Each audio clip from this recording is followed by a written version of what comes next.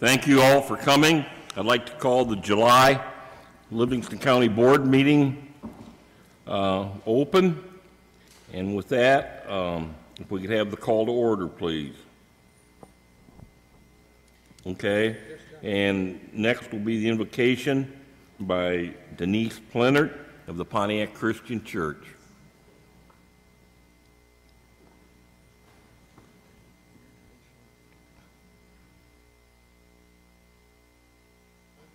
Good evening. I'm with Pontiac Christian School. I'm the principal and a teacher out there, and I just want to thank you for letting me come tonight. Let's pray, please. Dear Heavenly Father, you tell us in your word that we're to pray for our leaders, that we might live in peaceful and quiet life in all godliness and dignity. So first of all, I lift up all the leaders of our nation and ask for wisdom and direction as they lead our nation. Secondly, I thank you for these leaders and officials right here in our county. I thank you for the time that they've given to serve, and I ask you bless them with wisdom and direction. As they make decisions, Lord, may they be led and directed by you, and may, excuse me, and may you give them the correct people, businesses, and information to carry out the needs they are addressing. I pray for unity and trust within the board and within the county. Thank you again, Lord, for these leaders. Bless this meeting and the work of their hands. In Jesus' name, amen. Amen. Thank you. Thank you very much. Now, if everyone would please stand, remove your hats if you have them, and join Dave Heath in the Pledge of Allegiance.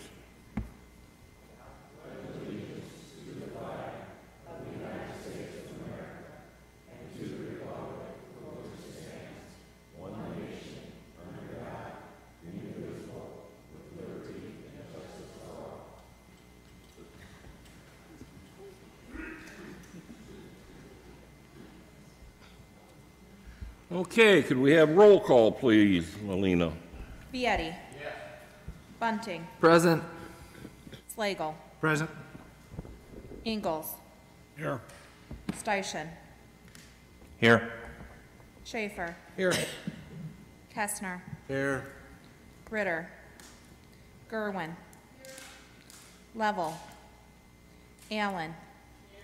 Arbogast. Weller. Gimbel. Carly. Holt. Here. Runyon. Mays. Here. Heath. Here.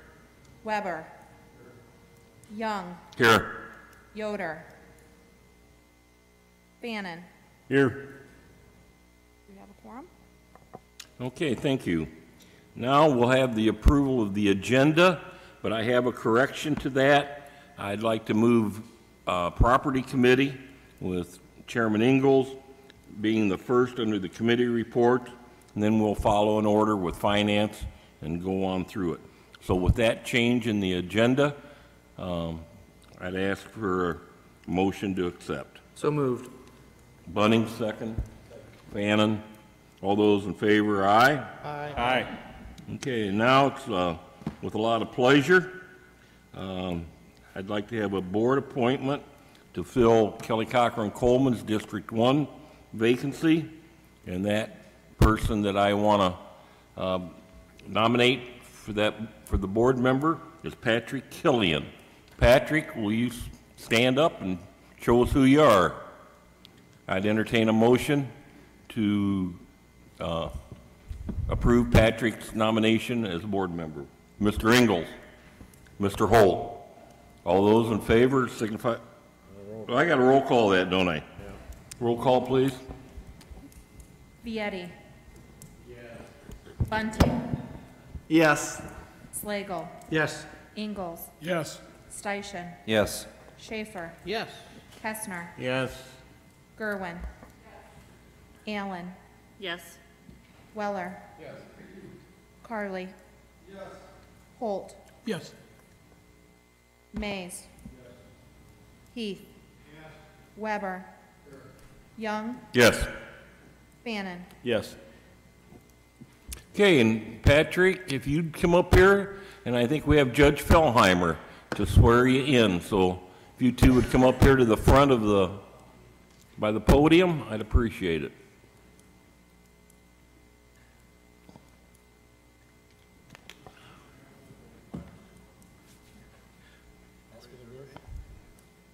I I, Patrick Killian, I, Patrick Killian, having been appointed to fill having been appointed to fill an unexpired vacancy an unexpired vacancy in the office of District 1 County Board Member in the office of District 1 County Board Member on July 20, 2017, July 20, 2017, in and for the County of Livingston in and for the County of Livingston and State of Illinois, and State of Illinois, do solemnly swear do solemnly swear that I will support the Constitution of the United States that I will support the Constitution of the United States, and the Constitution of the State of Illinois, the Constitution of the State of Illinois, and that I will faithfully discharge and I will faithfully discharge the duties of the office the duties of the office of County Board Member of County Board Member to the best of my ability. to the best of my ability. Congratulations. Thank you very much.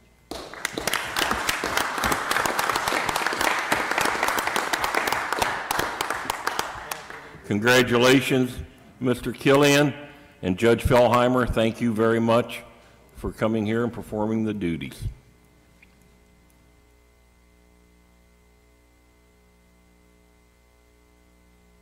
After he gets done signing. You want to make sure that ink's on there? Yeah.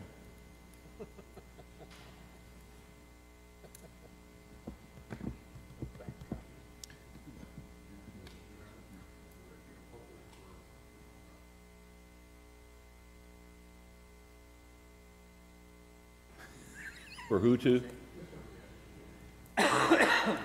Yeah, Mr. Betty, go ahead if you'd like.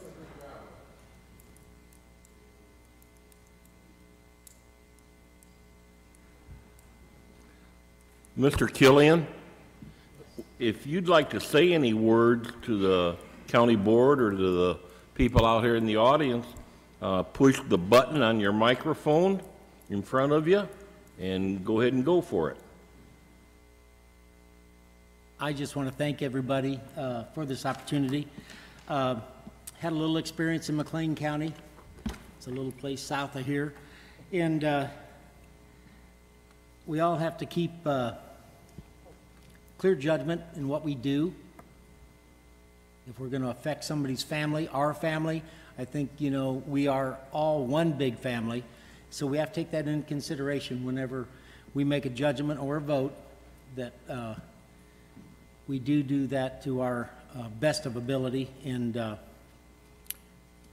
think we want to be fair, and I think we want everybody that comes in front of us to be fair in their statements and in judgment too. So I look forward to being on the board, and that's all I have.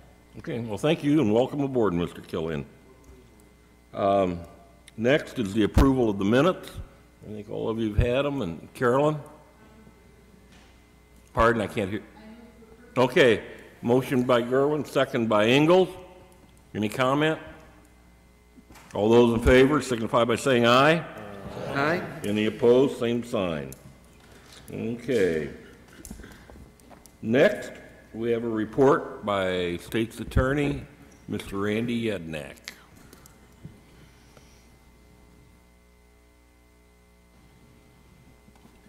Good evening. Good evening. I know this is not necessarily something that's required of the state's attorney, but we all know the state's attorney's office, the state's attorney is an elected position, and I believe it makes me just as accountable to the people as anybody else in this room. And so I find it important to update you on what's been going on in the office since I took over. Mr. Killian, welcome. I don't think I've had a chance to meet you yet, but I'm sure we will. To date, as of today, July 20th, 2017, in our office we have filed a number of cases, 233 felony cases. Those are our most important criminal cases. Those are the ones where an individual is punishable by up to a term in the Illinois Department of Corrections. We have 233 of those. Last year, in total, the office filed roughly 302. So as you can see, we're on pace to go well over what we filed last year. As far as misdemeanors go, those are crimes that are punishable in our county jail. We filed 220 of those as of today's date. 2,471 traffic tickets have come through Livingston County, also on pace to increase last year's total. 11 juvenile and abuse and neglect cases. Those are cases where we're attempting to rectify bad parenting, take children away from parents who, in our eyes, don't deserve them. Ultimately, 13 juvenile delinquency cases. Those are juveniles who have made some bad decisions and cases that we're dealing with. As far as trials go, since December 1st of 2016 going to today's date, we have tried approximately 16 jury trials. We had 3 in January, 3 in February. There were no jury trials in March, 3 in April, 4 in May, and 4 in June. And of those 16 jury trials, the State's Attorney's Office secured 13 guilty verdicts and 3 not guilty verdicts. So of those trials, 3 were, well, and of the 16, 13 were the felony, the more serious charges. 3 of them were cases involving sex assault cases involving small children. 2 of them were driving under the influence cases, but the vast majority of the trials that we've tried so far are against those that would deal drugs in Livingston County. Let's see, we've already tried more trials, jury trials, in the first half of 2017 than all were tried in 2016. There's some reasons for that. There's some changes in philosophy. My office in particular, we're not intimidated by doing trials. We're all trial lawyers. This is what we do, and we enjoy doing them. We don't tend to offer better plea agreements as trials come about. We're more likely to stand our ground. And unfortunately, or fortunately, however you view it, it leads to more trials. We've taken a much harder stance on those that would deal drugs in Livingston County, and so a lot of those cases end up going to trial. As far as trainings conducted, that's something that I feel is very important to train the law enforcement in this community on new laws, trends, things of that nature. We had a training in February of this year where roughly 43 attendees from all 5 departments in the county came, and I presented officers with all the new laws that took effect this year. In June, I did a truancy training for members of the educational community that deal with truants in our schools. And then earlier this month, just a couple weeks ago, I did another training with all the law enforcement from 5 departments regarding domestic violence and issues that law enforcement and the State's Attorney's Office deals with when it comes to domestic violence. I also feel it's important that my assistants are as trained as best as they can be, so I send them to as much training as possible. Fortunately for us, the Appellate Prosecutor's Office, the Illinois Appellate Prosecutor's Office, the office that we pay $15,000 a year to represent us on appeals, they also conduct free trainings for us as well. So it's very little cost to the county. But I've sent 2 of my assistants to a training in regards to using courtroom visuals, PowerPoints, things of that nature, being more high-tech in the courtroom. There was the State's Attorney's Conference in January that I attended and was a speaker at. We had an ethics training that 2 of our assistants went to. There was another Juvenile Court Act training that my juvenile assistant went to. That was in June, and then I attended the Summer State's Attorney's Conference here in June. I also do a number of school presentations. And let's see, this year so far, granted we're done with school until next year, but in March I presented at Operation Snowflake, which was a operation conducted by several junior highs where there were junior high students from around the county. I spoke on the effects of drugs, the future bad choices, things of that nature. In April, I spoke to Prairie Central sophomores and health classes regarding choices that might affect their future, as well as bullying, alcohol, drugs, sex offenses, things of that nature. And then the last school presentation I did was at Tri-Point High School, and that was with respect to cybercrime, cyberbullying, things of that nature. So what I try to do, the best way for me to look at it, and I think the board does this often as well, is we look at counties that are similarly situated to us. So just to give you some perspective, Logan County and Woodford County that are in our circuit, who are roughly the same size of us population-wise, for every 1 felony case that Logan County or Woodford County files, we file 5. For every misdemeanor case that they file, we file 3 more. So we are doing substantially more, and there's a number of reasons for that, but we're doing substantially more than other state's attorney's offices in the area. But that would be my short and sweet presentation to you. I threw a lot at you in a very little bit of time. I don't know if there's any questions for me. But again, I just wanted you to be aware of what's going on in our office. Randy, you went through the training so quick. Is there training that goes for the officers that make the arrests that help you in your efforts? Yeah, and that's really what we do. That's the point of these trainings, is to help the police board be more efficient and more effective in their job, which only makes my job that much more easier. That makes it for more efficient prosecutions, better cases to present to a judge or a jury. And so really it's a win-win situation. Normally what happens is these law enforcement agencies will send their officers to other counties, to other areas of the state. They're paying good money to do that, and they're going to hear it from some other state's attorney who may be prosecuting cases differently. So I thought, boy, what would be better than to do it here in our county? They can hear it from their state's attorney, and it's free to law enforcement agencies. So it's a win-win for everybody. Randy, you alluded to some, the rates at which we file felonies as opposed to Woodford or Logan, and there's a variety, just a couple of the reasons why Sure. that would occur. Well, one of the biggest reasons is would be the major Interstate 55 that runs through our county. Now, Logan County also has an interstate, and so does Woodford, but we have a major one with 55. We are situated between Chicago and St. Louis, so that doesn't help. We have a prison in our county that houses the worst of the worst. Pontiac is the last supermax prison in the state of Illinois. So people who can't behave in prison are sent to Pontiac, and so we're dealing with those cases. Now, I don't want to mislead you.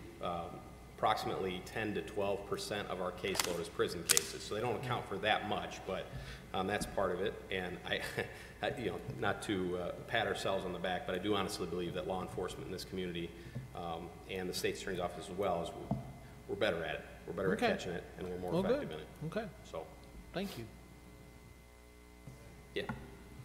I had a question. Do you still use, or do the other law enforcement agencies still use the Illinois Mobile Training Units? MTU-8? Yeah. Yeah, Can well, you I'm sorry. explain that quickly? MTU, Mobile Training Unit, and that's what I refer to when officers are going to training. The state is split up into several different units. We're in Unit 8. I'm actually an instructor for Mobile Training Unit 8, and so what we do, all law enforcement is required to have certain continuing education credits.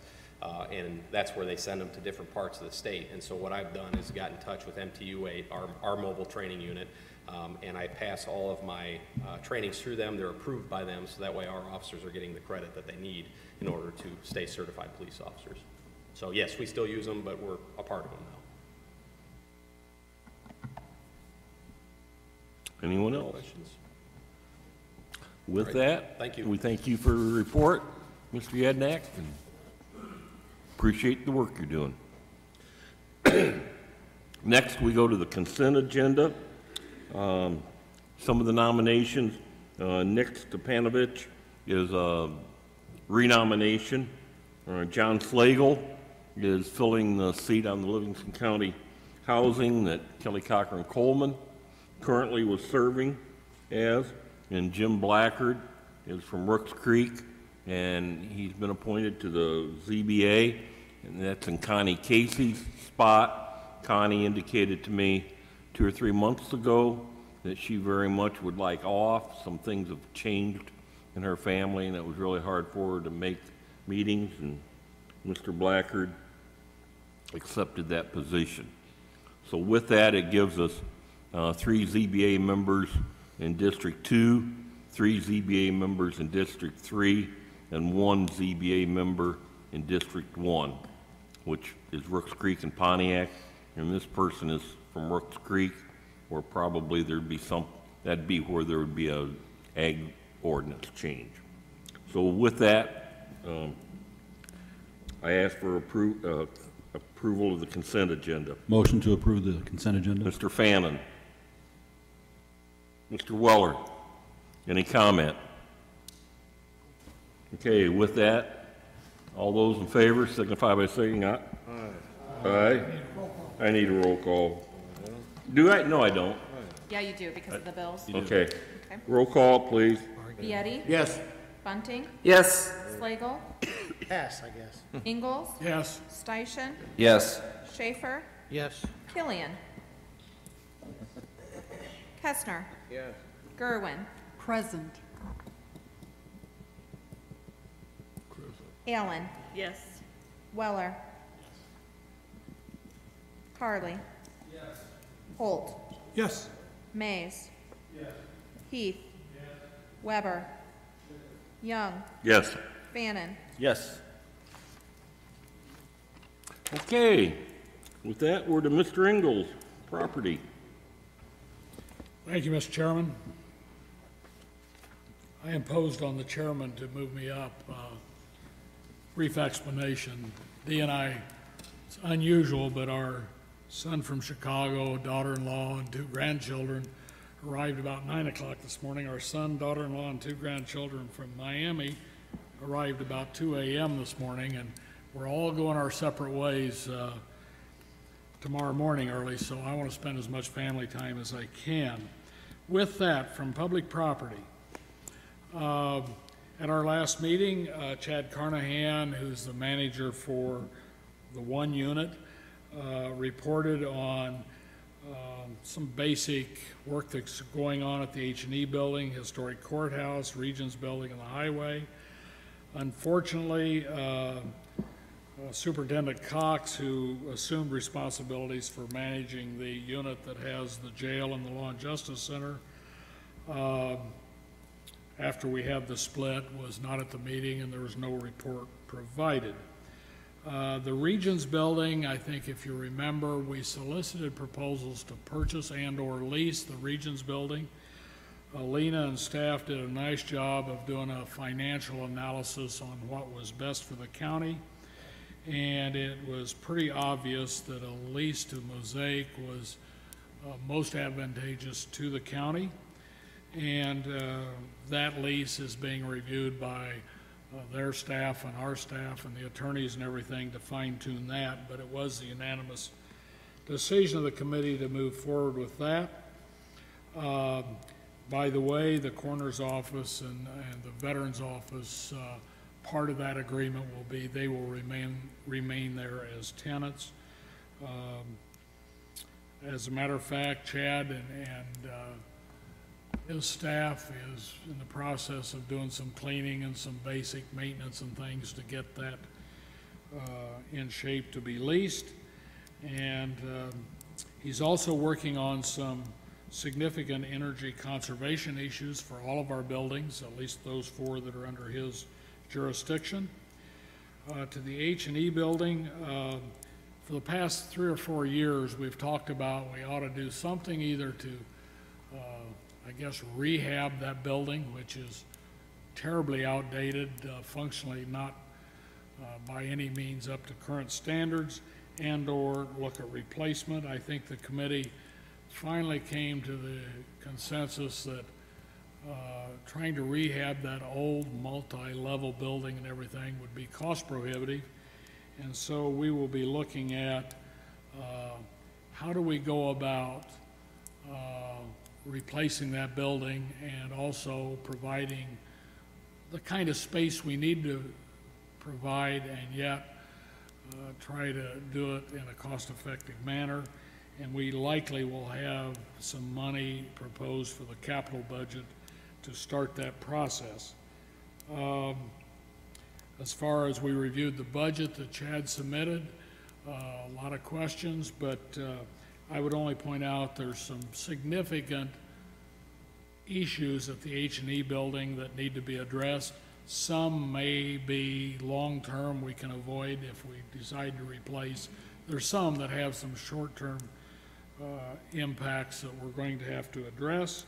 And we also reviewed the capital requests, and I think most of them were viewed somewhat favorably, with the exception of having to tweak any kind of a proposal to move forward with a facility for our health and education building and the tenants we have there. So with that, Mr. Chairman, thank you for the time, and I'd answer any questions before I go eat dinner with my grandkids. Okay, if there are none, we will let you leave, and we will move to Mr. Schaefer and thank him for his patience. Well, bless your heart, Bob. It was certainly trying. Have a good supper, Mike. First on our order of business tonight for us is the Community Health Care Program. And Melinda, got any remarks in that regard, at least as far as the folks that we serve with that program?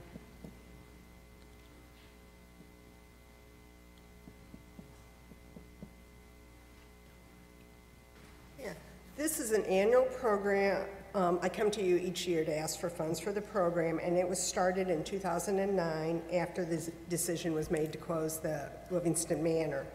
I've requested a little over $200,000 for the program for next year.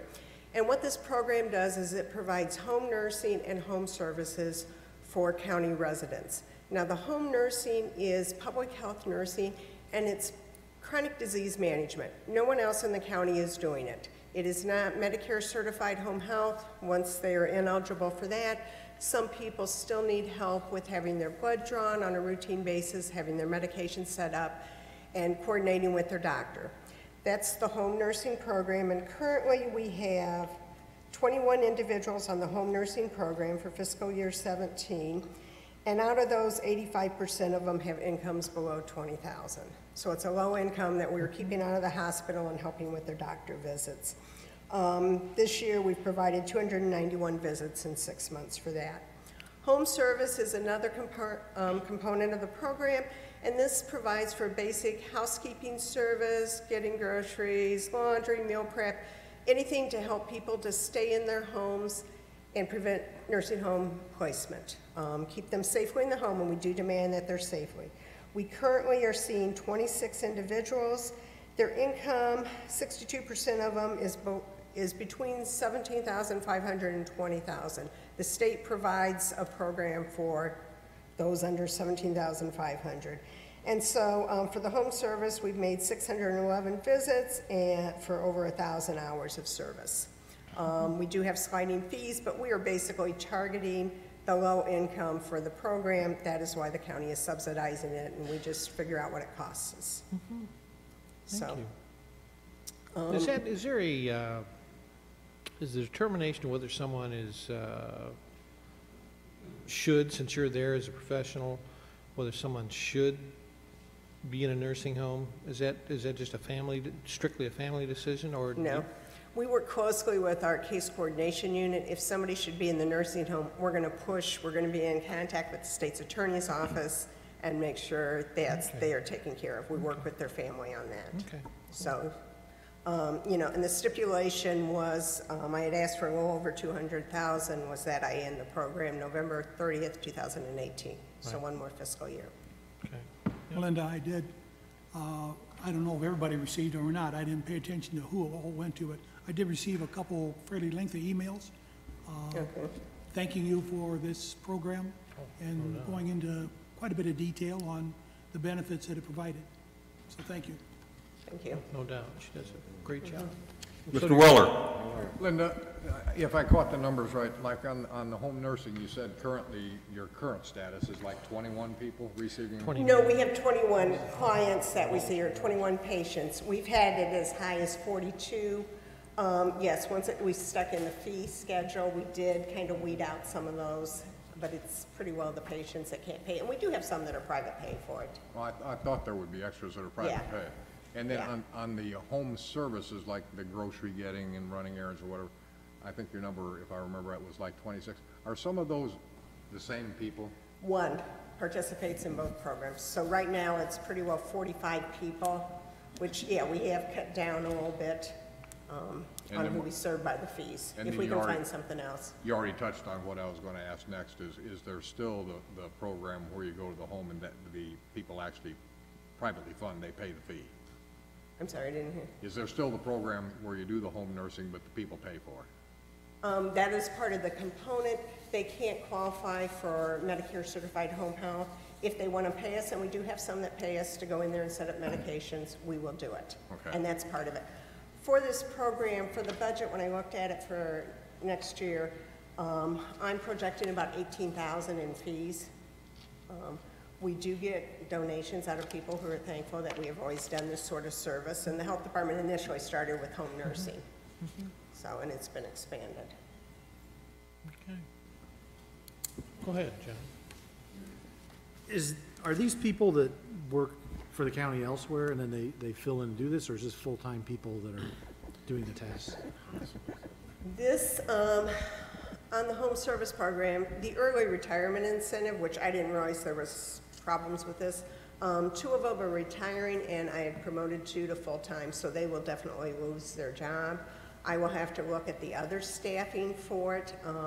What we do with the home nursing is sometimes if they're in, say, Dwight or one of the towns away, they might see a baby at the same time because we've got the family case management program and the better birth outcome. So that nurse will see a senior citizen and go see a baby, and we've done that in several of the other towns because we're pretty much in all the towns in the county for this service. So mileage is a big component. Thanks. Anybody else? Oh, Carolyn? Just to confirm my understanding, the cost information that was given out at the Finance Committee meeting indicates that for the first 6 months of this fiscal year, the total cost has been $91,911. No, that's actually for 5 months. That's what the county's paid us for. We just submit a bill monthly. So the cost is $107,548. Okay. For 6 months. But yeah, the top is 5 months because the county's always a month behind on how we bill. Well, it says 12/1/16 through 5/31/17 in that bottom line. And the cost per client per hour is listed as $70.92. That's because of the early retirement incentive. 3 of the people have taken advantage of it, so I've had to double staff to train new staff with it, and they've run out vacation time, so we've used other staff for it. Yes, when the volume is down, the cost goes up, and that's an average between the home services and the nurses. So obviously, the nursing program costs a little more per visit compared to the aides, and that's why we try to have them there for 2 hours instead of 1 hour. But it depends on the client. Sometimes we need to go in there 3 times a week instead of doing 3 hours at one time. So in 2016, that number was $65.38, correct? Yes, And when the program, the first full year of the program in 2010, the cost was $43.73. But if you look in 2010, we had 75 clients. We had the volume up there. So that's the difference. Divided And over it's a hard to bigger- keep the over a bigger volume number, up right. on how we advertise. You know, obviously, I stopped all, after the finance committee, we're gonna stop advertising if this program truly ends because it's gonna be a problem on what we do with these people. So yeah, it all depends on how much we push the program, and if it's iffy, we will pull back on any kind of outreach. A couple of other facts to just confirm from this handout that we had received. 38% of the clients are 60 years or younger, correct? On the first page. 30%. 38%? 22%. I have 22% for home service, 15% on this fiscal year, 4 of them. Part of those are disabled clients, is why you're picking that up. For home nursing, 18%, and they're usually the disabled clients, or 6 of them. So it's 4 for home service, 6 for home nursing. Okay. And so the current cost for this first half, or whatever it is, 5 months? For 6 months, it's $107,548. And the average cost per client there for this year was $1,956. Yes, if you divide that by 46, which is what I did. Okay, so to Yeah, get the so I just annual- averaged the 2 programs together. What would the annual cost per patient then be? Well, if you look, if you divide,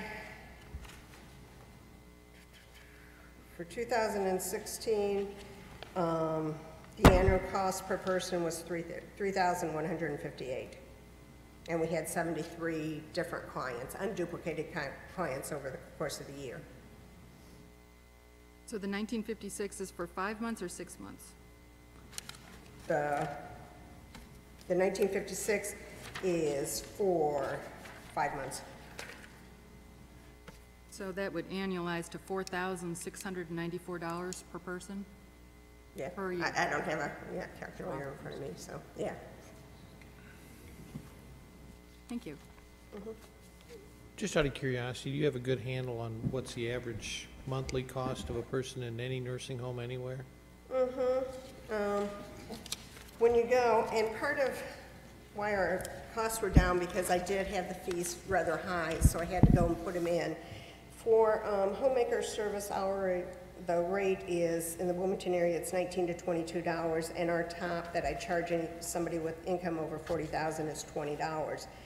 If you look at what a nursing home will cost over a year for a semi-private room in the Wilmington area, it's a little over $62,000. Okay. So it's a significant savings if you look at It's- statewide right. and It's not incumbent upon the Medicaid.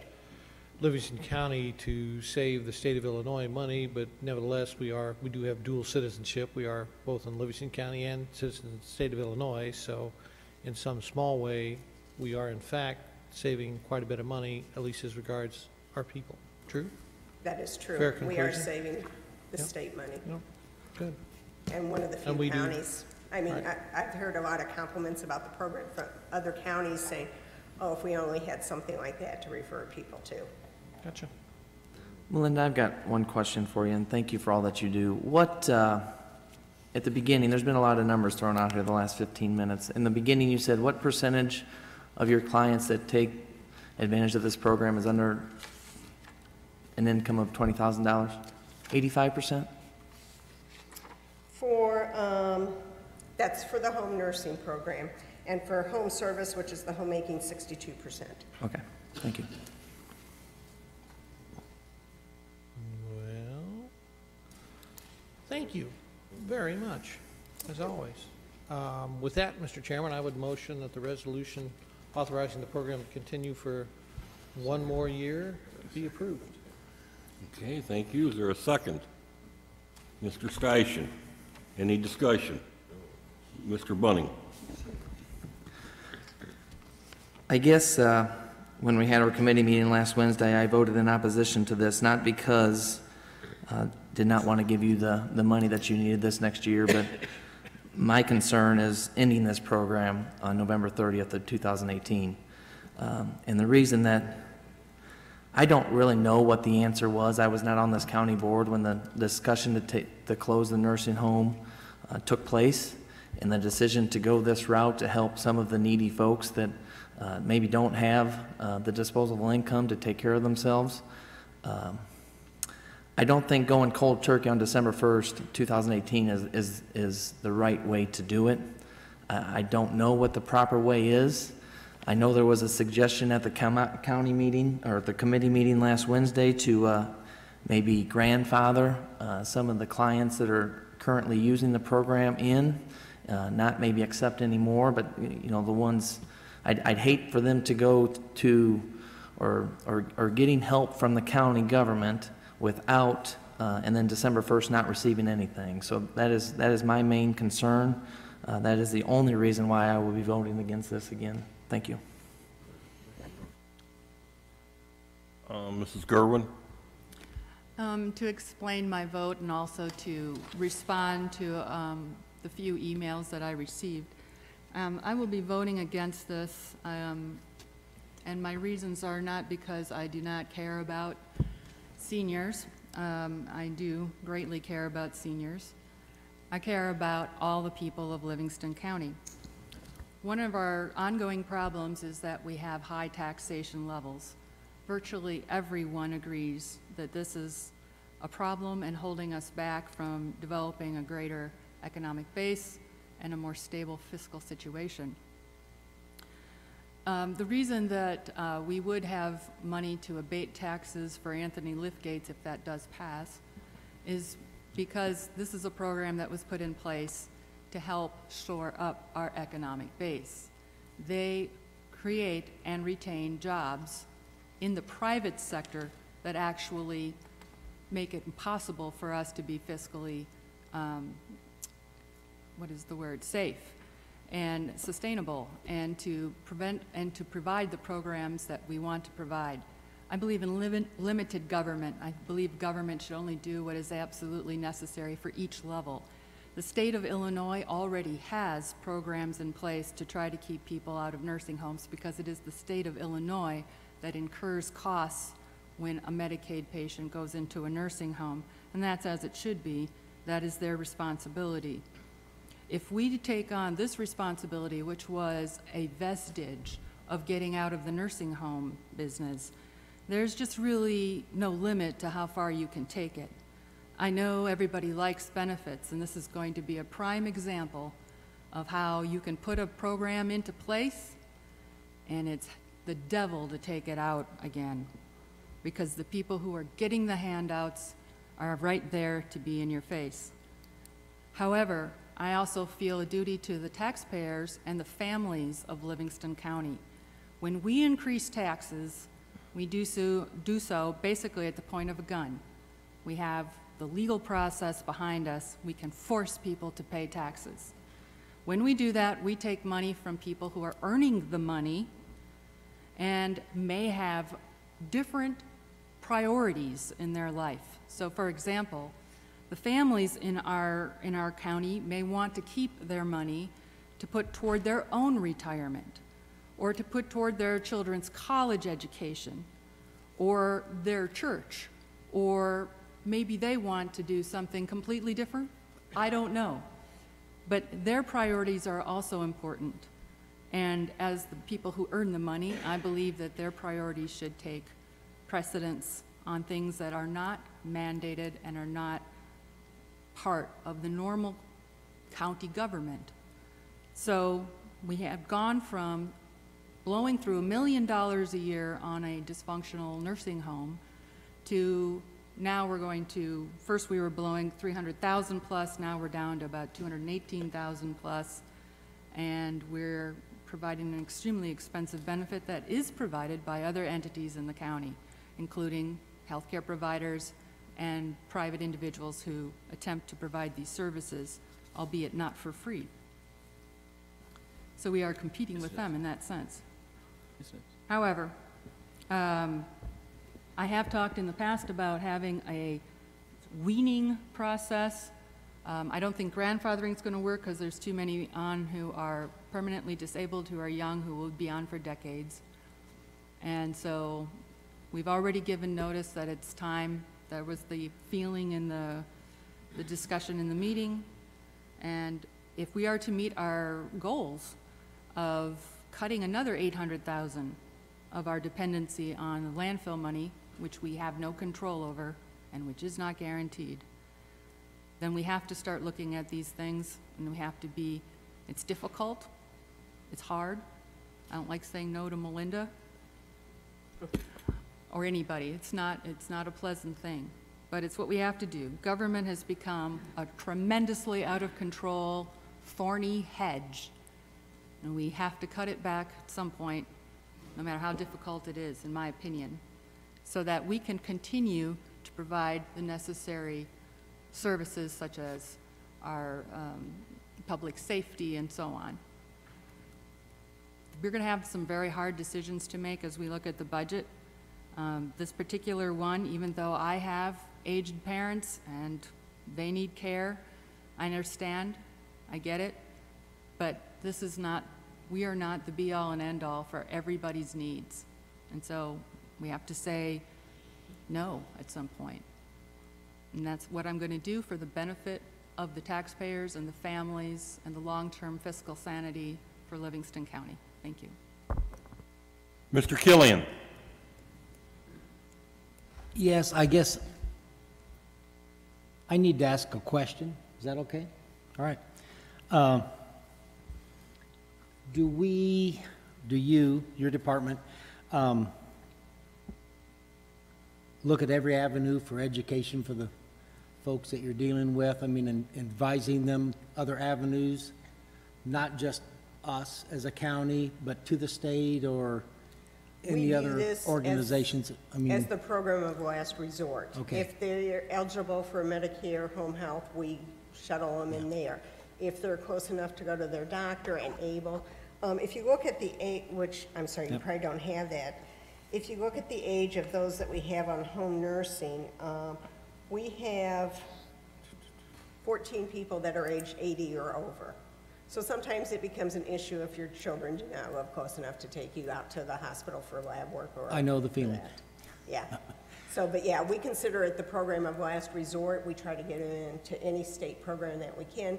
The ones we are serving aren't eligible for the state programs Okay. or a private. Now, they could all hire a private home caregiver out of their own, but then they have to screen and they're responsible, and there's also risks with that, which is why some of them use us, because we're screening and supervising. Well, I know as we get older, Jack and I,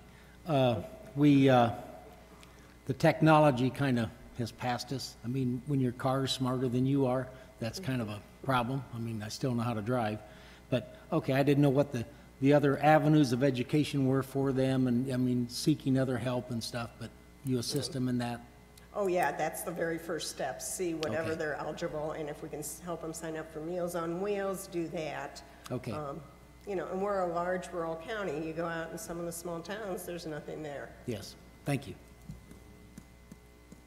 Mr. Chairman, Mr. Heath? a little bit of history. I was involved a long time ago in another galaxy, putting together this community health care program, which was a bridge for helping out people find placement in health care when we get out of the nursing home business. That time has come to a point where I think that there are things available for people. And at the last Finance Committee meeting, as I understood it, we were talking about approving this community health care program for this year, but looking at the next fiscal year of not supporting this program. And that would give public health time to notify people and assist them wherever possible in finding alternatives. Now, as Mr. Bunning said, there still could be some discussion at the Finance Committee as we go into budgets, but it's my understanding and my opinion that I would support approving this program, but not approving it for the next fiscal year. Thank you. Thank you. Anyone else want to weigh in on this before we bring it to a vote? We've had a lot of discussions, a lot of interest in this subject. Remember, of the tax dollars that people send in, if I'm not mistaken, the county receives 10% of that for our use. Am I right on that, John? We use about 10% of the money from real estate taxes? Okay, thank you. That's all I need. Thank you. And we have a lot of programs already. We've talked about spending quite a bit of money for recreation, for a bike path. And so we want a bike path possibly, and let our most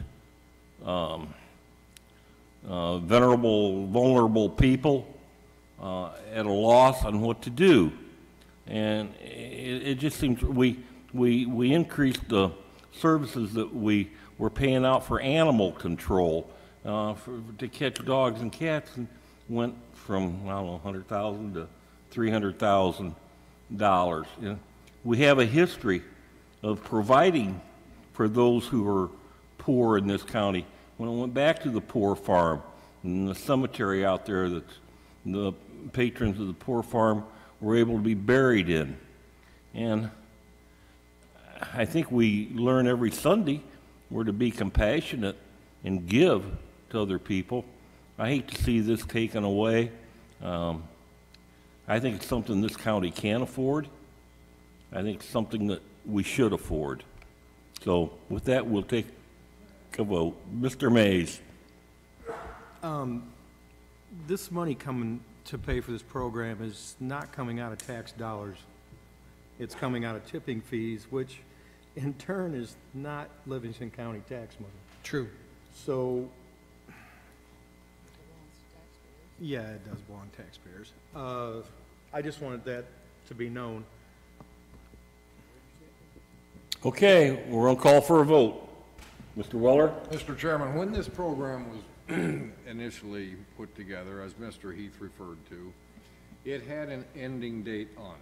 So let's all remember, we're kicking the can down the road another year. That's what we're doing. One more year. Well,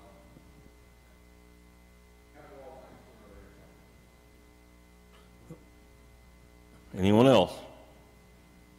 Okay, we got a, We stop this, what are you gonna do?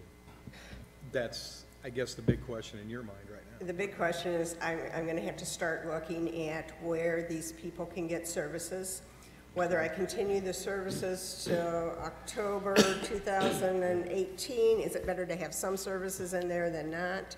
I'll look at staffing. Obviously, I'm not gonna hire anybody for the program, knowing that you put an end date on it.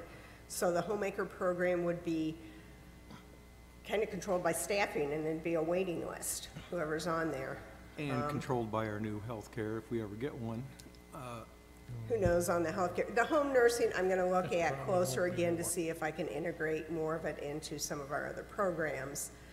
That's a little easier. The homemakers are a separate staff. So yeah, and some of those are gonna have trouble finding, and that, the decision's gonna be, when do I yank out services? Mr. Heath, did you? Yeah, that's why I just want to reaffirm what I was saying is that I feel that we do have a budget in place to cover this healthcare program this fiscal year. And that, therefore, you know, I fully support that we go with this, which gives public health time to work with the clients and to notify people that maybe we're even interested in becoming part of the program to look at alternatives. So makes it easier to not pull the plug, as maybe somebody would like to do tonight, as much as wait and do this in the next fiscal year. Thank you. Okay, thank you. Mr. Chairman? Mr. Chairman? Mr. Chairman, or Mr. Fannin? I would just like to add on to what a couple of the people said. As Melinda was just saying, she's going to look at her programs and see if there's possibly, and that's kudos to you, Melinda, because you've done an absolutely fantastic job at running that out there and taking care of this. As it was stated, it started out at 320,000 roundabout. It's down to 218. You've done an excellent job. I just wanted to let you know that you've done an excellent job at handling that. To tap into a couple other statements that have been made, I actually agree with Carolyn about government and what we're supposed to do with the money that is given to us. And I think that's why the state, the federal government is in the situation that they're in now, is they take in money and they give money like it's not theirs, and it's your money, and we need to be cognizant of that, and we need to spend your money wisely and do the things that are supposed to be done with it. Government is in the business of taking care of government and making sure that what we're supposed to do is what we're doing, and extra programs are not it. I agree. I think there are things out there that could be, other things that could be done. You're going to look and see if you can do other things. I would hope that we could, to tap into what Bob said, you know, the Christian thing to do. Well, the Christian thing to do is the Christians take care of each other. It's not the government's job, it's your job. Talk to your local churches, organize. That's what you should do. That's not our job. Thank you. Anyone else? Mr. Chairman, is the vote going to be to keep it going for one more year and then stop it next year, or discuss it next year? Well, as drafted, it sunsets this year as she closes. November 30th, 2018. Right. Okay. This will be the last fiscal cycle, as drafted. So I'm This is the asking for last fiscal 18. cycle. For this. Mrs. Gerwin? My last comment is that this is one of those situations where you can clearly see the dynamic in play. Whatever government subsidizes, you will get more of. And whatever it taxes, you will get less of. And we have done that to the nth degree in Illinois, and we're paying the price. And I just want people to see how how this works and be very, very cognizant of what you ask for. And if you ask for your program and get it, somebody else may not get their program, or that maybe everybody gets all their programs, and pretty soon we have no taxpayers left. That's kind of what's going on right now. Mr. Slagle. Thank you. I've agreed with about what everybody here said, so now I agree with people saying yes and people saying no, so this is very hard to do now. The thing I really feel bad about is voting no against this for the financial reasons Carolyn mentions, but also giving like money to the school for $30,000 for the STEM program. So it's an easy answer to say I'm going to vote for the one more year, put it off, kick it down the road. I care about this program. If I had to choose between this and the STEM program for the kids, I would pick this over the STEM program. Unfortunately, it wasn't presented in a way where I could make a choice. I am going to vote no for this because of the financial reasons, not kicking it down the road for a year, but I hope it passes. And nothing against your program. It's a great program. So that's just wanted to say that. Thanks. Mr. Killian. If this passes, at what point do you tell people that you cannot help them? I know you don't have a crystal ball. I'm just throwing that out. At what point do you say, you know, we're in August, September of 2018. At what point do you finally say, folks, or whoever, we cannot help. We've done all we can do for you. Where do you, what's your feeling on that, or what can you kind of foresee in the future? It all depends on the end date. If it ends this year and it's not renewed for 18, I've got to tell people immediately that we're going to shut down service by November 30th, 2017, and try to get them in others. If it goes to 2018, I can kind of wean down the numbers by not admitting anymore and being, you know, real careful about who gets on the program, and they'll know right up front this is a very limited time. Each of these people on the program routinely have an annual assessment anyway to look at income changes. I mean, they can call us if something changes in between, but it all depends on the end date. As far as my license go, I've got a license for each of those with the state.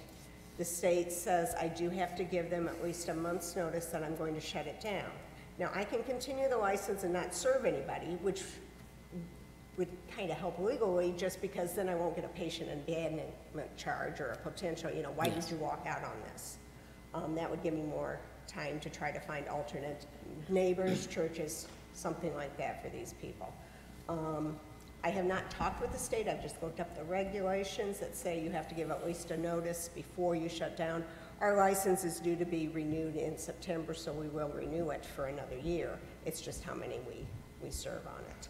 Okay, thank you. Who else? Mr. Kestner. Well, I've listened to both sides and all that, and I just feel that this is a program that requires a Christian response, and I will vote yes for it, for the people in need. Thank you. Mr. Holt? I'm going to vote yes. My reason being is I want Melinda a chance to taper this down gracefully. So allow you a year to basically get the program ended. Thank you. Okay, Mr. Mays. I'm kind of torn between all this here. I said, how do you vote if you want to continue talking about this? You know, you okay it for this year, but you don't want it to end so abruptly. I mean, you want to say, okay, what else can we do? Because I sit here and see us putting money into a possible bike path for, what, 1 or 2 Livingston County residents, and then these people that we do nothing for? Well, that's how I'm asking, how do I vote?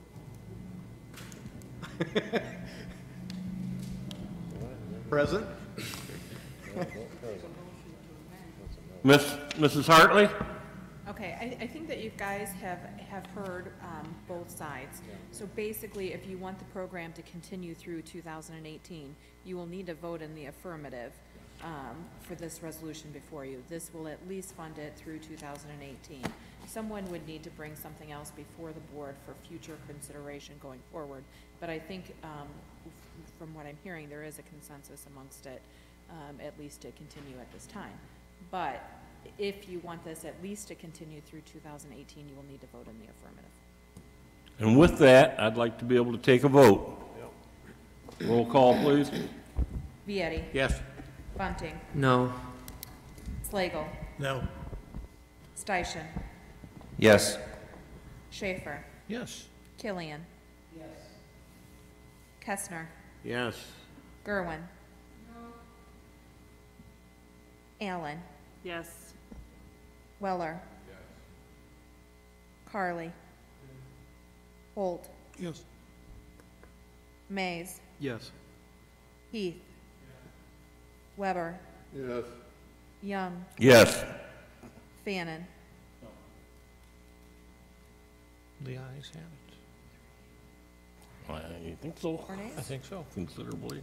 Consider- And the ayes do have that, do they not? Yeah, thanks, Melinda. Thank you. Very much, as always. Tim or me? Okay, Tim? Yes, sir, Joe. To answer some of the questions that anybody who wants to be involved in this, Melinda can tell you when the next meeting is for the Public Board of Health. We talk about this quarterly.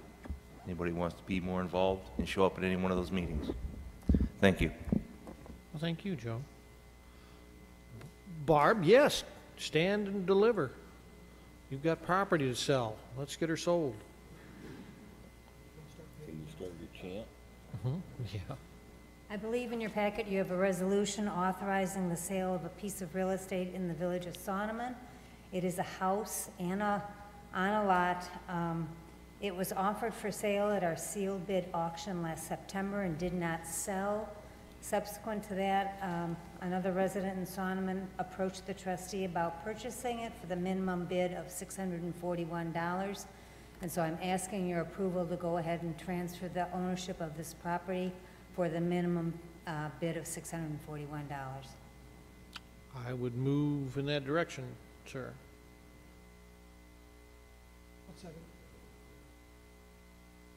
Barb, can I ask a question? Sure. What's this house worth? And somebody's walking away with a $641 house? Well, and we only get $250 out of that. The market, fair market value, let's see. Well, the last tax bill I have is in the trustee's name, so there were no taxes on it. Taxable value, about $3,200. I mean, So- that's the reason it's for sale. So about a That's fine. It's pretty I rundown. thought maybe Best somebody's case, walking away with a $10,000. $20,000, $30,000 house. No. Mm-mm. Probably, Barb, do we get to ask you the address? The address, 57 Main Street in Sonneman.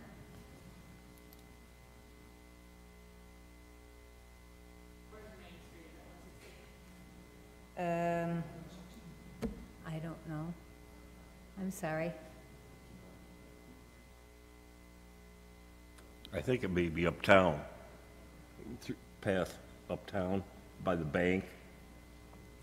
I think that's Main.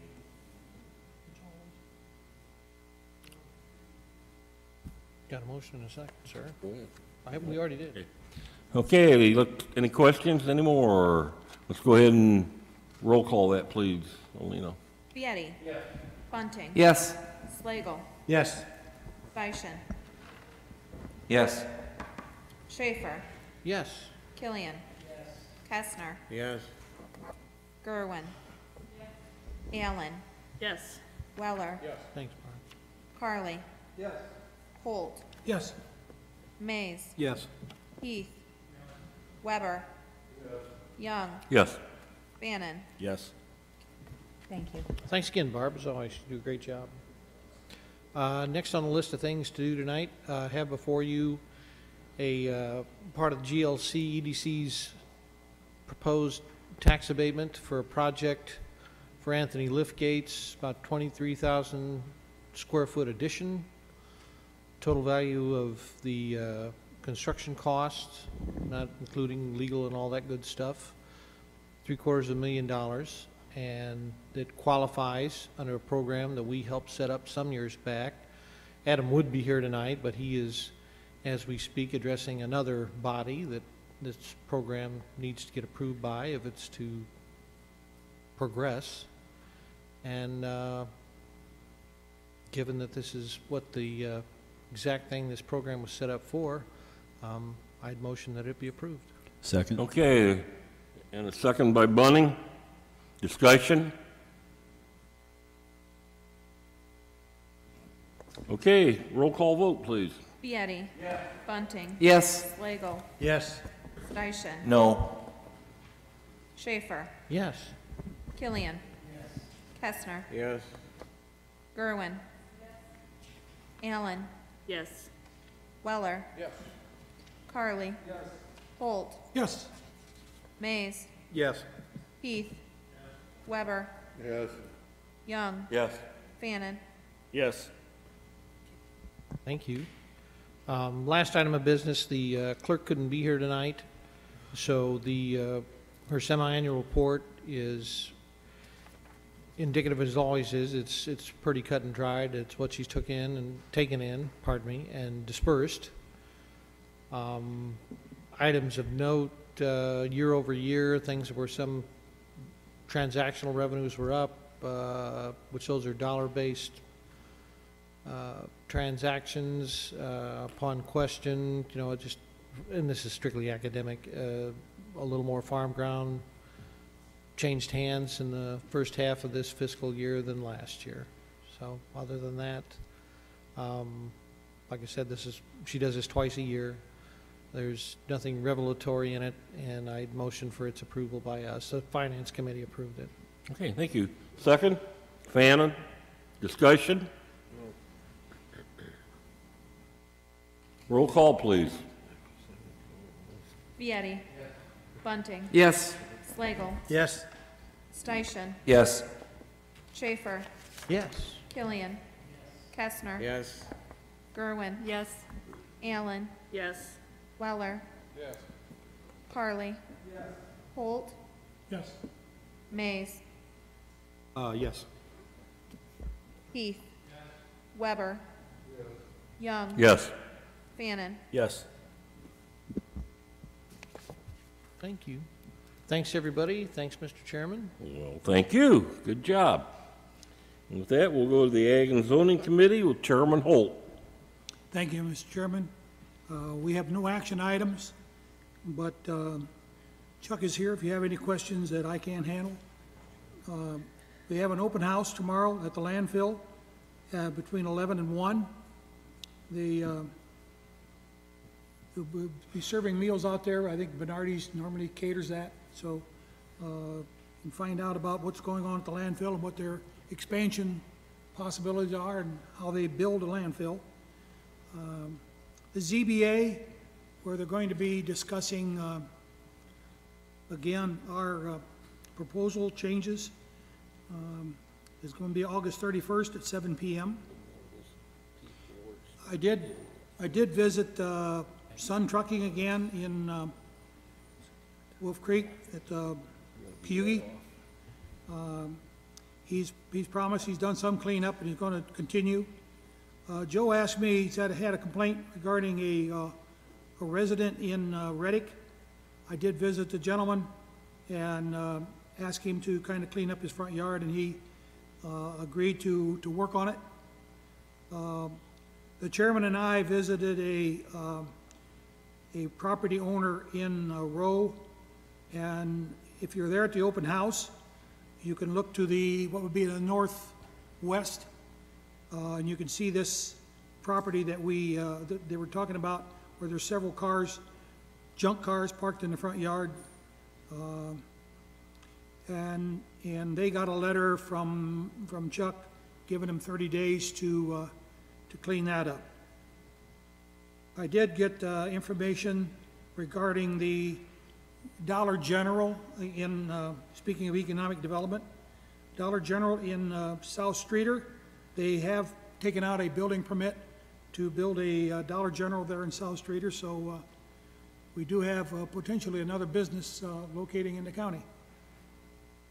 And that's all I have, Mr. Chairman. Okay, thank you. Moving along to the Highway Committee, Mr. Bunning, Chairman.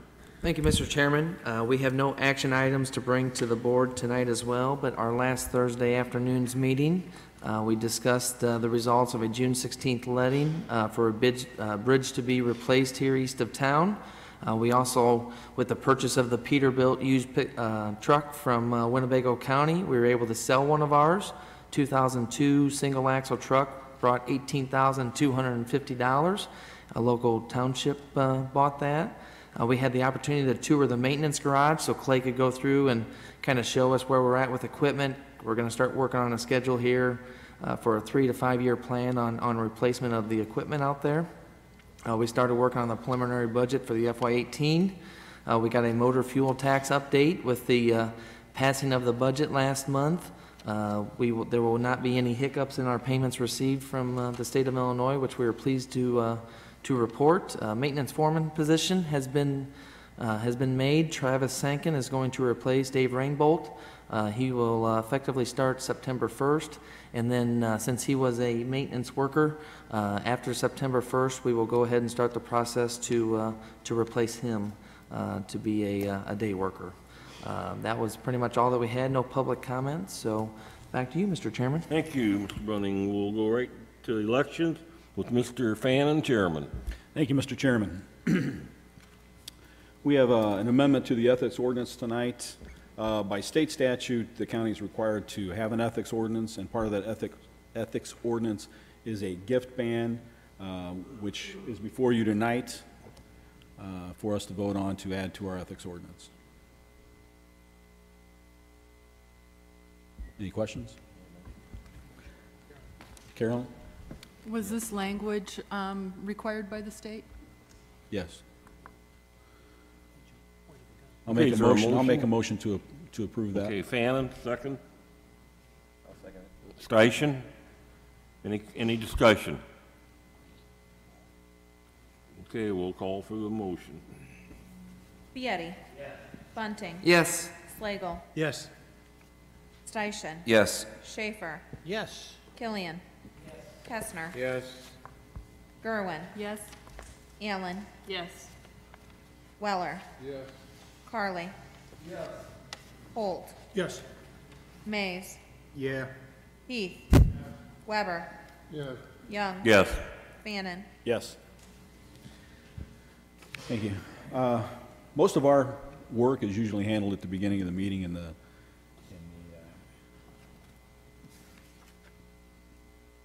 consent agenda and the appointments.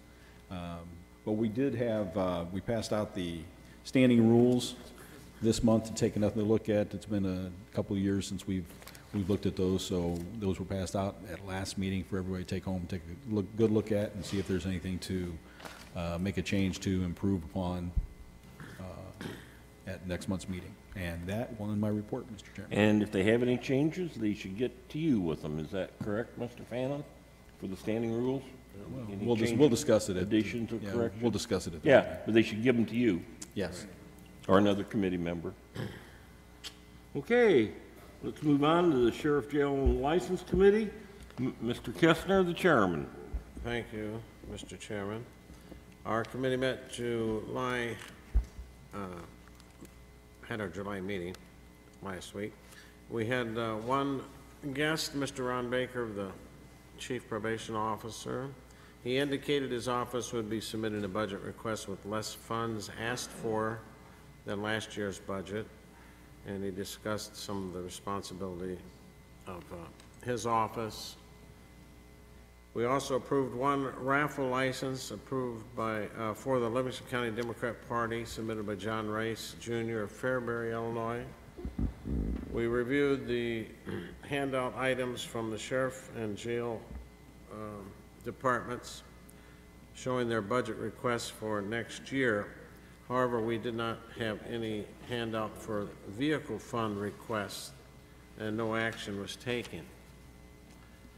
I also am supposed to have an action item here for legal services, Ottoson, Britz, Kelly, and Cooper.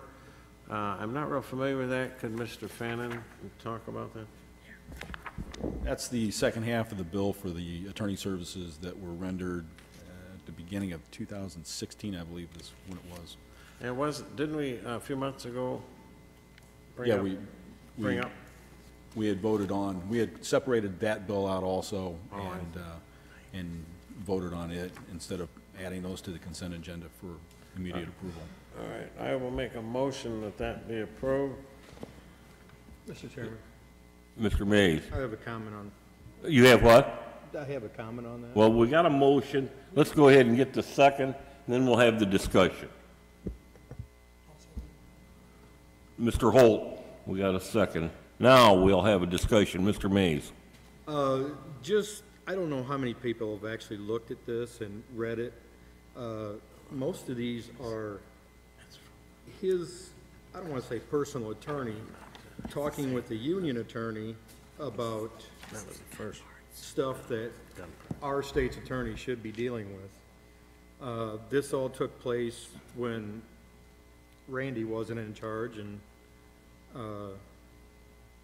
it just, I believe it's overinflated money that was wrongly spent, and I think right now I would have to ask the finance chairman to consider this when budget comes around, because it's almost $12,000 to $13,000. Mr. Mays, would I add to that, the state's attorney's office was not consulted on hiring this outside counsel? Yes, you may add that. And the bill has already been paid, so if you vote against it, you're just showing opposition to a bill that has been paid.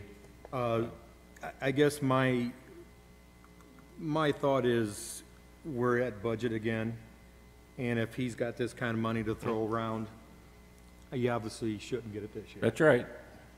Well, I think Mr. Kestner, through the sheriff jail license, I hope will work on it, and then the finance committee as well. Bill, I think your comments are well taken. Well, it might reveal a misunderstanding on the part of the sheriff as to whether he's to go to legal counsel. Could you clarify that for us, if you would? If you choose not to, I understand that too, but, obviously either mistake might be the most charitable term. He was told before he even hired someone that we weren't paying for it. What are the conditions under which that they could possibly do this, or is it there are no conditions? No, there's conditions. As attorney for the county, a state's attorney, in order for the county or any of its department heads or anything of that nature to seek outside counsel, they first have to get approval from the state's attorney's office. Okay. Is there any consequences to the abrogation of that little detail? Potentially, is the best way to put it. Generally, when this comes up is if there's a conflict of interest. I can't speak, Mr. Mace, I can't speak to the disagreement. I don't know what was going on there, but if there was truly a conflict of interest, then it would be incumbent upon the state's attorney to okay that, because obviously the state's attorney can't represent the county and one of its officers against one another. And so that's the best I can answer for you. Okay. When you say conflict of interest, not getting along is not a conflict of interest. Depending on what the action is and what's going on, I mean, ultimately, yeah, I mean, it's hard for me to answer that question with a definitive answer. I don't want to put you on the spot. Right. So, not knowing enough about it, I can't speak to it. I can tell you, though, that in order for the county or its various branches for it to seek outside counsel outside the state's attorney's office. Is there anything preventative we could do to keep this interlude from occurring again, so that people are clear that just like felonies in other counties, we're going to do a little better job of enforcing it, and we're not going to take this crap? And, sure. Okay. Yeah, I've had conversations with many of the department heads, including the sheriff's department, in this regard, that if they are to, before they are to consult any outside legal counsel, please, my office is always No, open. Give me a call, talk to me.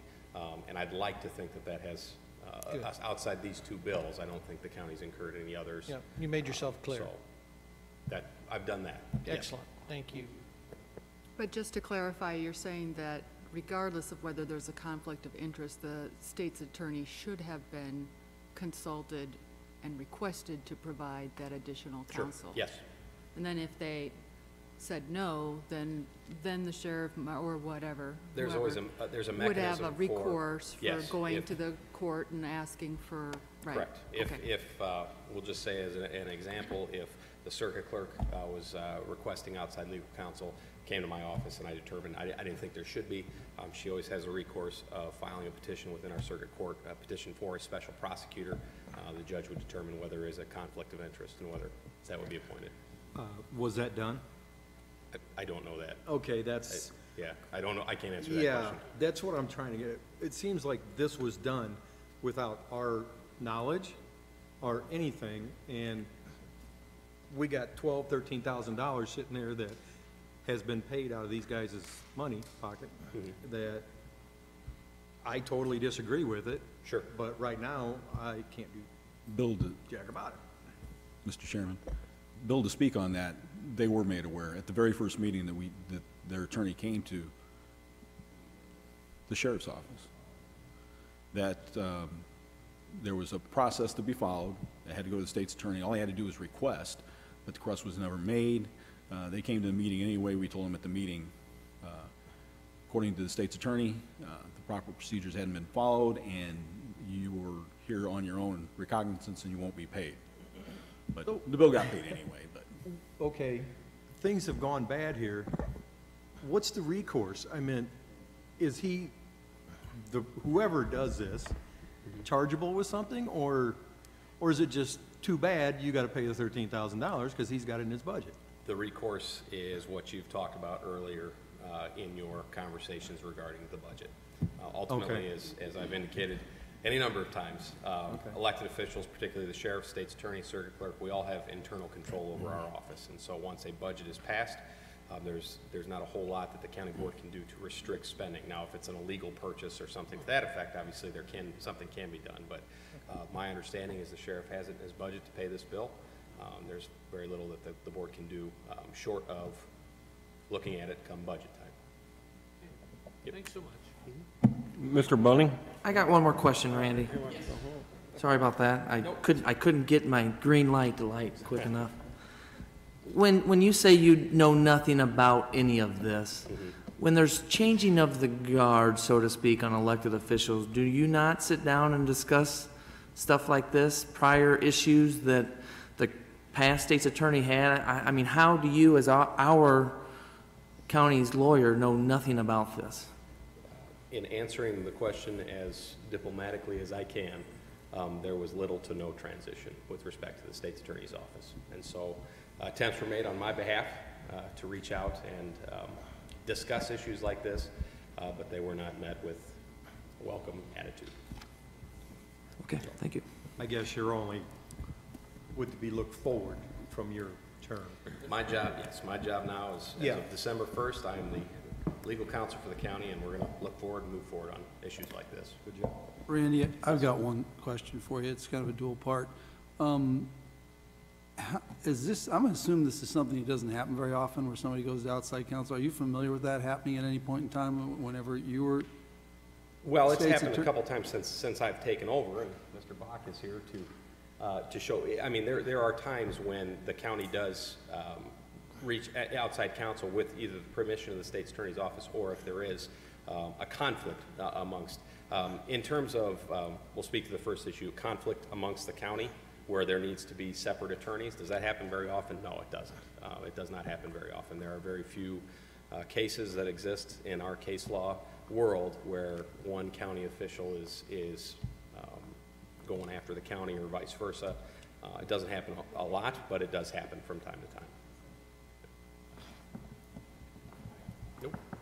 Okay, roll call, please. Or I guess we roll call it, don't we? Vietti. Yeah, roll call. Bunting. No. Slagle. No. Steichen. Abstain.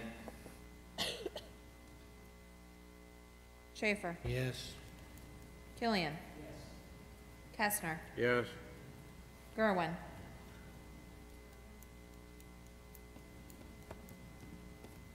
Allen. No. Weller. Carly. Holt. What choice? No. Mays. No. Heath. No. Weber. No. Young. Yes. Bannon. No. I think it failed. Yeah. Okay. Okay, right, Elena? That would be correct. Okay, so it was a negative vote not to approve it. All right, the second action item we have from the SJ&L committee is invoices for gun parts, which Mr. Mays objected to at our last meeting. So I guess we have to take a vote on that as a separate approval of a bill? Correct. Is that Yes. correct? There, I did bundle them all together, so there's, I think, maybe 3 invoices that were included in your packet. They are all for the same topic. There's one from DBA Ammo Up, CI Shooting Sports, and then 1, 2, 3 from Brownells. We could do them in one motion. Yeah, and I as a personal aside, I don't know why Mr. Glowacki continues to sign off on that stuff, knowing the board, it irritates the board and we don't agree with it. But I will make a motion to approve it. They have been paid, as I understand, That would be correct. and that is all their understanding of that line item and our understanding of that line item, so. I'll make a motion that the invoices for gun parts be approved. Is there a second to that? I'll second it. Mr. Heath? Discussion? It's about the same discussion as the last item, so. Yeah. same Mr. Station? Thank you, Mr. Chairman. And it seems like there was a lot to do over funding a program that helps the elderly in this county that are meet or exceed the poverty level. And there's a sunset to that program. Is there any way to sunset this transaction from continually coming up month after month after month? Not until we have a new budget and a new contract, I would think. The contract, is our answer there. Mr. Holt. This is not a contract issue, is it? Yeah. I thought that our Chief Deputy Duck goes, there's just something that they've always done. They have it in their contract. Kind of the language, Joe. Okay. Whether this is equipment, now whether in the spirit of that, that's the kind of equipment envisioned by the people who originally put it in there, that's debatable. They've taken the interpretation that, oh, in fact it is. And yes, you can negotiate, you can try to negotiate, well, we're gonna clarify, we're gonna specify so that it excludes X. Well, I don't know whether we're doing that or not, but that would be the way to get rid of it. Well, I think the other way to get rid of it would be a policy by the sheriff. As was stated, it's always been like that. It hasn't always been like that. Other sheriffs haven't approved these types of purchases. I think we know what we're up against, you know, I mean. Correct. We've debated this we item have. several times. Right. And I think everybody here on the board is against the practice. But then again, if you look at, you know, it's in the contract and they interpret it different than what we would. So, Mr. Chairman? just a minute, Mr. Killian had his hand up and then I'll get to you, Bill. All righty. Before this goes to, I mean, I realize this has been paid. Whoever pays this, should we have a red flag system? I mean, you can't just we can't keep doing this. I mean, We've already I know took- what's in a budget, but Yeah, we've already, are trying to flag them, but as long as it's in their budget, they can do as they wish. What we have to do, if we don't like something, you've got to be able to, but this is a negotiated contract that we have with the deputies. And it's interpreted, we used to think it was just for clothing. They interpret it that it will go to gun parts or nightsticks or... Can we track this, that this isn't my personal AR-15 or M16? Do we know where them parts actually go? No. Okay. We are in the process of negotiations now, and, there's, as far as I'm concerned, as far as I know, we're not really allowed to talk about how those negotiations are going until we've got a signed agreement with them. So it is being negotiated now. Okay.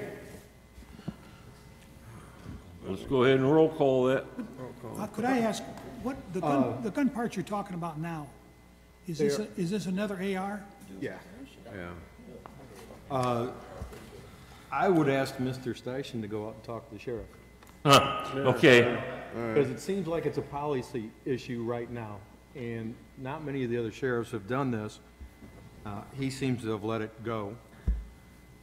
As far as a contract issue, it's a gray area, very gray area, and I'm gonna stick on the side of the taxpayers' gray area rather than their gray area. So, and I'm gonna keep bringing these up. However you guys vote, you vote. Okay, we've got a motion and a second on this, don't we, Alina? Yes, you do. Okay, let's go ahead and roll call it. Vietti. Bunting. No. Flagel. Nope. Dyson. No. Schaefer. Yes. Killian. Kestner. Yes. Gerwin. Yes. Allen. No. Weller. Carly. Holt. No. Mays. No. Heath. Weber. Young. Yes. Bannon. No. I think that was as well defeated. So, Mr. Kestner, we're back to you. That concludes my report, and thank you for all the pleasure of the meeting. Okay. Thank you. Admin report. I think Mr. Blackard is back here in the back. Would you stand up? And he wasn't here, but he's our new ZBA appointee, and that did get approved tonight. So Chuck will be giving you information.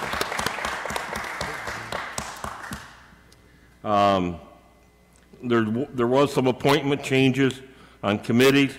Killian's going to be on IT, Ag and Zoning, with Fannin moving from Ag and Zoning to Finance, and Mr. Mays will be the vice chairman. Vicki Allen is the chairman, and Mr. Mays will be vice chairman of the IT committee. Real quick here, met this afternoon with Lieutenant Governor Evelyn Sanguinetti, I think is how you pronounce it, out at Exact Packaging. Her and a couple of her aides were here for about an hour. They were very interested in Livingston County, and they, of course, were trying to get information that they could give back to Mr. Ronner, and they got a lot of information to take back to Mr. Ronner if it gets back in the same form that it was given. This weekend, we have the UCCI meeting in Galena, so the county office will be closed Monday and Tuesday. If you're trying to get a hold of us, if you need somebody really bad, I guess you've got our cell phones that's been provided to you. So there was some other things, but since we've got executive session to go into, we're going to move on. So with that, we'll go to the Kathy, and she is not here. Who is that? You, Mr. Mr. Vietti. Been waiting all afternoon for this. Come on. She's not here. Okay. Linda Daniels presented her FY 2018 budget request to the committee. She reported that an additional $1,000 was added to cover the cost of legal review of the county's personnel policies. Daniels also reported that she's also slightly increased the budget due to increase in turnover this year related to the early retirement incentives. And she stated also the budget would be a little decreased due to adjustment in salary. She also notified us in January that CVS was no longer in network with BCBS. Daniels also reported that CVS is being bought out by Doxa Tourist. And that is my report, sir. Anything else you need? Well, thank. Huh? I know that. That's what I said. Or did I say it the other way? You did say that. CVS bought out Docs, yeah. That's official. Okay. Well, Jack, I think. And changed. Thank you. Yes, sir. Mr. Vietti, Mr. Young. I think you did a marvelous job, Mr. Vietti. Thank you for filling in like that. It was a Appreciate tough it. job, but I did it. Yes, you did. Okay, IT, Vicki, Chairman Allen. Thank you, Mr. Chairman. We started late because we failed to have a quorum at 4 o'clock. So we reviewed John's department report, and once we got a quorum, we went ahead and went into discussion. John said that he's working on getting the sheriff's department switched over to Serban, which will enable the shutdown of one of the T1 lines. We reviewed the FY 2018 budget, and he's looking at replacement of the phone system for the public safety complex and downtown facilities. And he's also quoting out the replacement of video cameras at the jail. And also, he's putting in a request for a UPS or a generator for the server room here in the historic courthouse. That ends my report. Great. Any questions for Chairman Allen? Okay, we are to Mr. Steichen, Chairman of the Veterans Administration Committee. Thank you, Mr. Chairman. A couple of items. I talked last month about we had an accident, totaled out one of the vans. Anything that could be fortunate out of it, it was the van with the highest amount of mileage on it. The VAC did purchase a new van under the, for lack of a better term, the emergency policy in our procurement standards. We haven't acted on it in committee yet. I believe it's going to be on next month's agenda, if we don't forget. So we do have a new van. It's in service to replace the one that was totaled. We also discussed in committee about possibly changing the time the committee meets. It's something that we're going to look at going forward. The VA offices, or VAC office is open until 4:30, and the committee presently meets at 4 o'clock. So it's something that we're going to look at going forward. That ends the report. Anybody have any questions? Well, if you would, go right into the Recreation Committee. That'll be even shorter report. We didn't meet last month. And we're kind of at a stymie right now. I did reach out to Senator Barrickman. We're going to dust the file off about the warden's property, being that they have a budget now in Springfield, and we're going to start looking at that property again going forward. Any questions?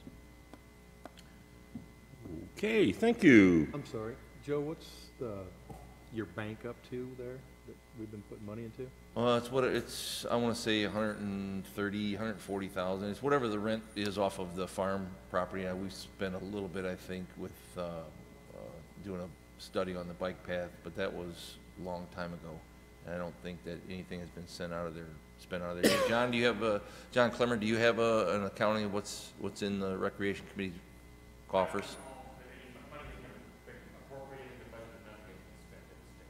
Do you have any idea off the top of your head how much is in that account? I think in the 2 years of farm income, that's about $55,000, $56,000, still over $50,000. And then I believe there's $100,000 appropriated. Okay. But the expenses have been very minimal. Okay. Any other questions? Thank you, John. Any other questions? Bill, go ahead. For Alina, now that we're done with the nursing home, how much acreage are we going to turn that into farmland, or are we able to do that?